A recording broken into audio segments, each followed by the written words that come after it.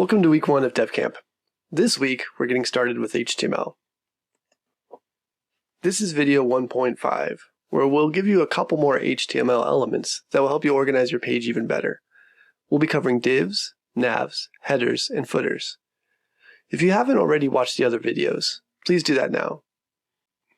Also, go ahead and pull up your personal project to work on so you can code along with me. Let's start big picture. All the elements we're going to learn in this video are used only to group other elements. Well, why would we want to do that? Well, one reason is that next week we get into CSS. And CSS is how we style our page to add colors and other neat stuff.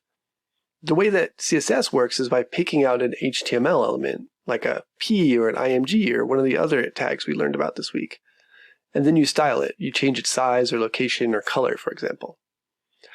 But it's not often you're going to want to style just a paragraph or just a heading. Usually you'll want to change a big section of the page. So these elements we learn about today, nav, header, footer, and div, they let us create big groups of things, which will make our styling that much easier. So the first up is the nav element, which stands for navigation. The navigation element is that bit of the website that has a list of all the pages on the site, so you can move from page to page. So for example, on the Denver Public Library webpage, the nav element is up at the top here. I have the home page, which is the first page you land on when you open the site. I can get to the catalog, get recommendations, I can go do research, but I can get to any other page on the website through this nav element. In our HTML, we made a link to another page.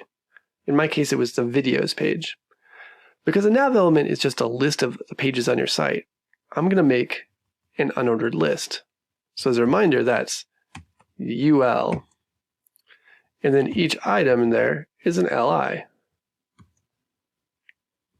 So I only have 2 pages right now, so I'm going to make 2 LIs. The very first one, I use my anchor element, and then I say href or hyperlink, and it goes to index.html, which is our very first web page, right? The first one we've been working on since the beginning.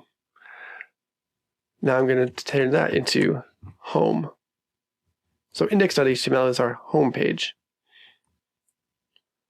Our second page is our videos page. So I'm just going to copy the one we did last week, my Pangolin videos page, and put that on the second one. If I preview it, I can see I have a home and a Pangolin videos. Now all the nav element does is take all of these things and turn them into one big group. So above my UL, I'm going to say nav, and then I'm going to take this closing nav, I'm going to control exit and move it down to the bottom.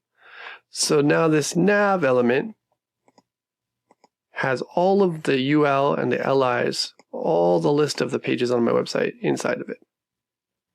So do the same on your site. If you haven't made a second page or more, check out video 1.4 for how to do that.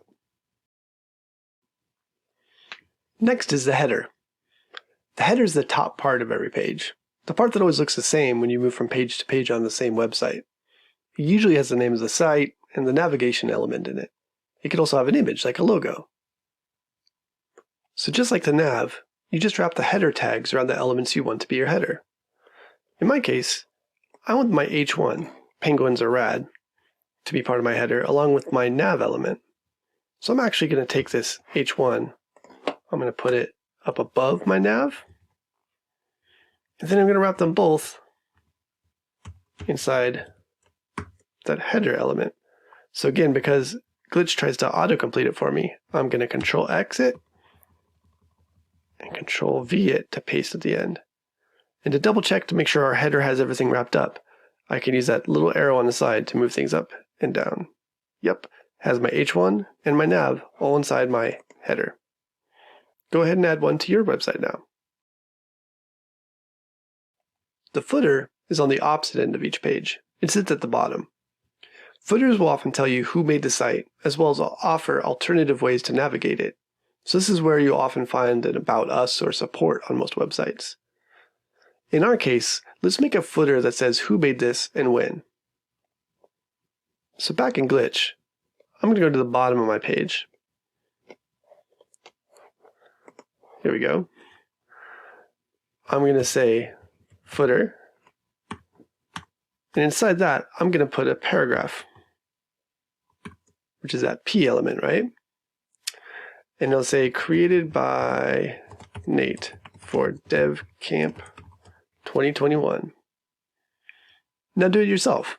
Please add a header and a footer element to your page. Last up, divs. These are the most helpful little elements when you get to styling.